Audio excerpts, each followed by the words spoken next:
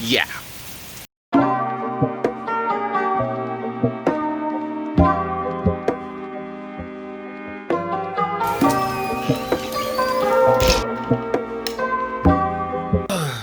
What's going on, YouTube? It's your boy Chizzy. Welcome to my channel. We haven't talked for a while, have we? Yeah, it's been a long time.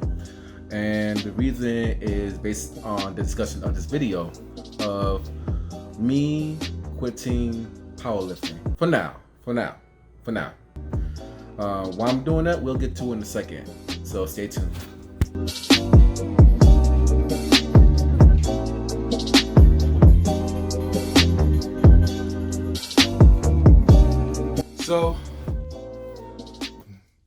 So in this video, like I said, I want to quit powerlifting just for a moment period of time because of the events. Now, what made me do it?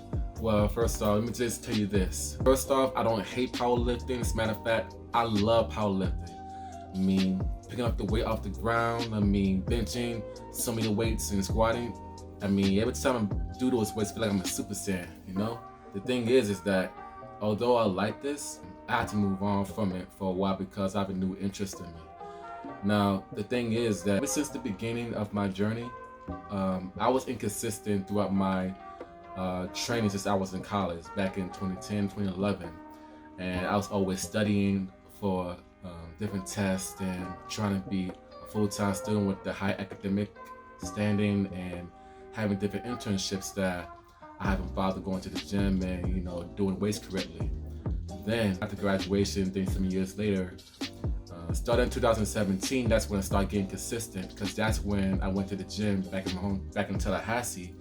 That's why I went to the gym and I found me a trainer to not only show me the proper way to do the bench and squat, but also the deadlifts. Now deadlifts, from what I saw from the failed videos,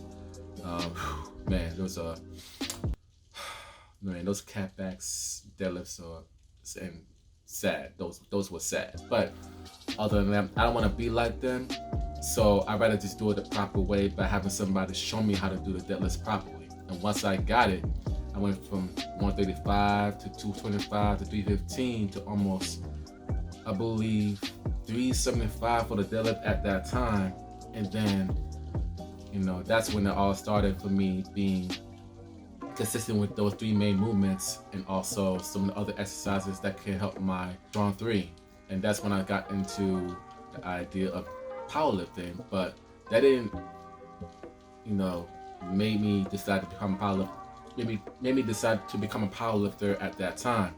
So after I moved from one city to another city, I decided to be on a program, the concurrent periodization from Alpha Destiny's program. Yeah, so I was on a program for a while, and that's when I started getting better at my bench, the squat, and the deadlift, and other barbell movements like the Pele row, the overhead press. And as far as cardio, the only cardio I've been doing was capoeira.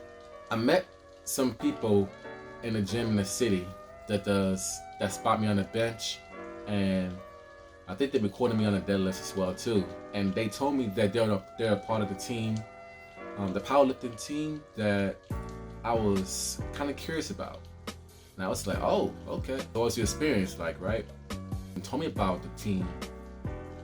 He got very muscular as well too. So that's the thing about me is that I want to gain muscular.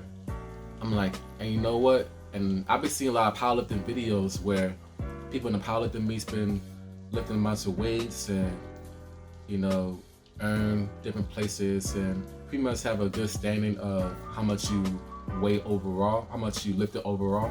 I was pretty intrigued about it.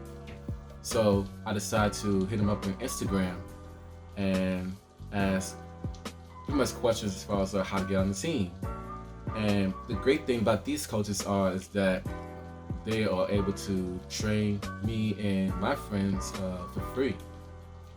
And the only thing we do is just pay them by consistency, hard work, pretty much blood, sweat, and tears and all of that stuff. The training was intense. It was very intense, and it was to the point that we do a whole bunch of different types of benches, different types of squats, and different types of deadlifts. And like, for example, I believe one training where I did a deadlift is that I had to do a pause deadlift where I just lift from the ground and I just come midway and I come all the way up and I come all the way down. That's 1 rep. Thanks to them, I was able to get past 225s for multiple reps. And yeah, my goal to reach past 225 pounds on the bench was there. And thanks to the program, I was able to get that, and I was able to squat more than 315, and I was able to deadlift.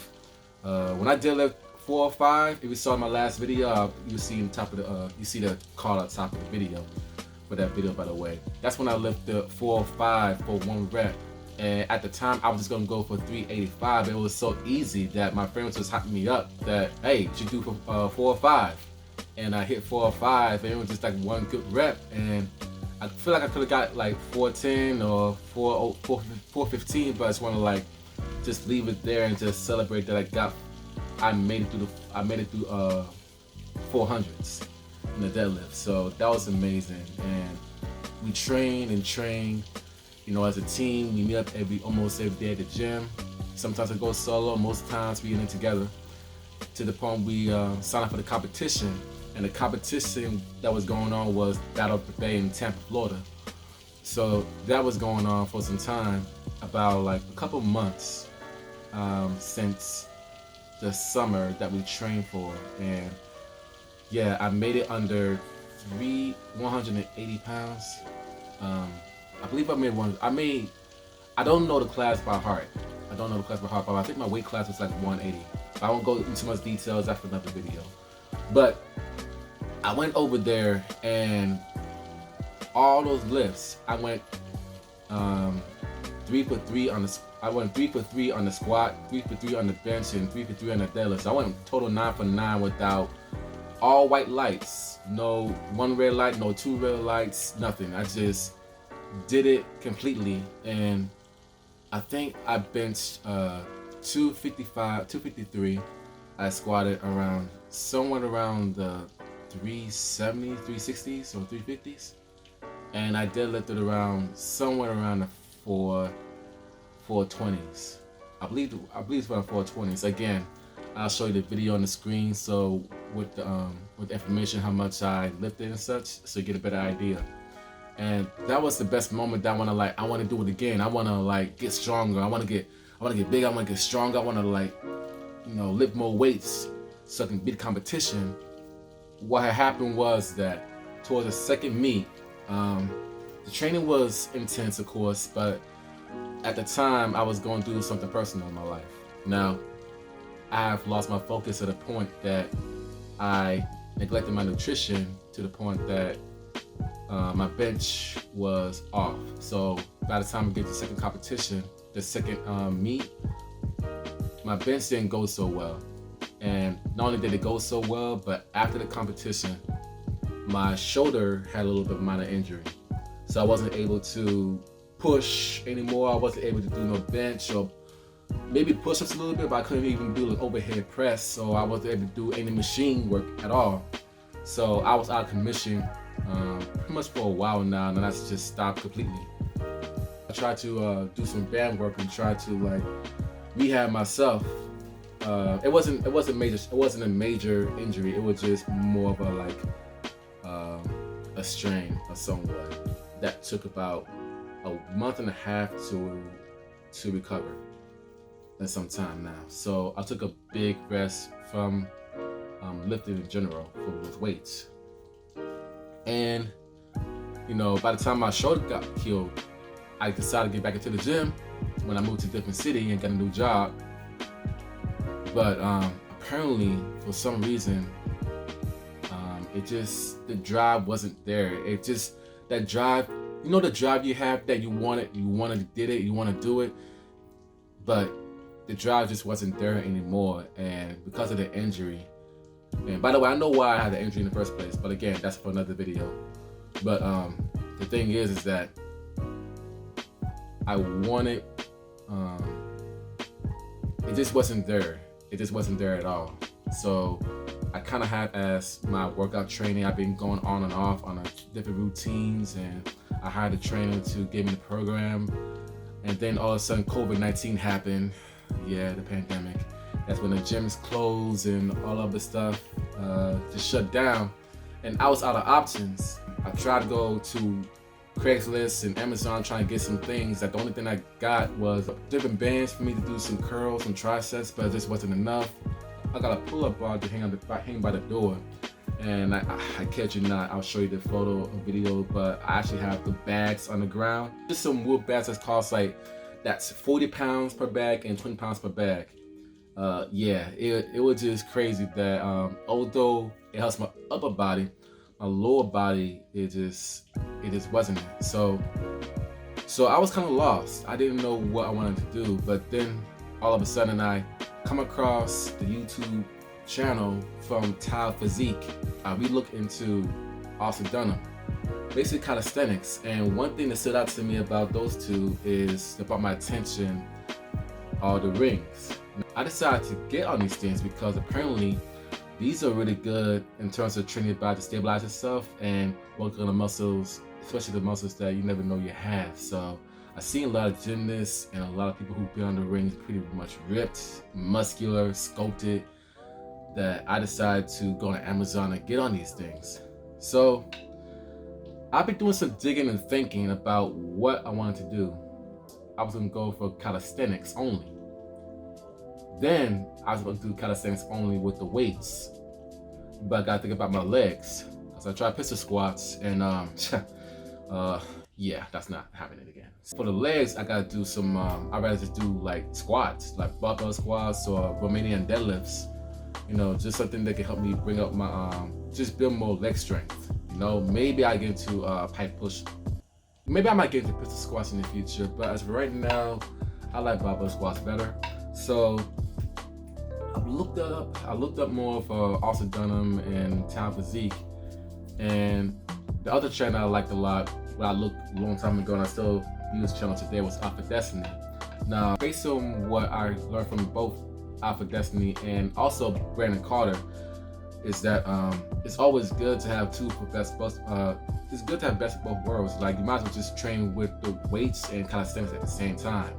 You know, it's okay to bench, but at the same time do some push-ups and some dips, and it's okay to do, you know, some overhead press with the barbell, but also work on the handstand and all that stuff. What I decide to do is just focus on the calisthenics and weight training at the same time.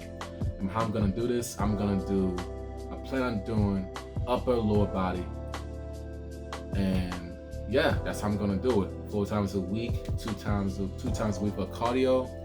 And before the training, before the routine, I have 3 calisthenic skills I want to achieve.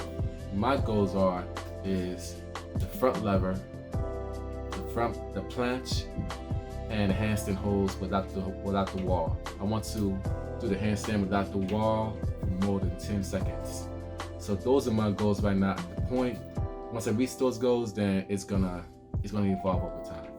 But that's pretty much what I'm gonna be doing, and that's the reason why I'm officially quitting powerlifting for now.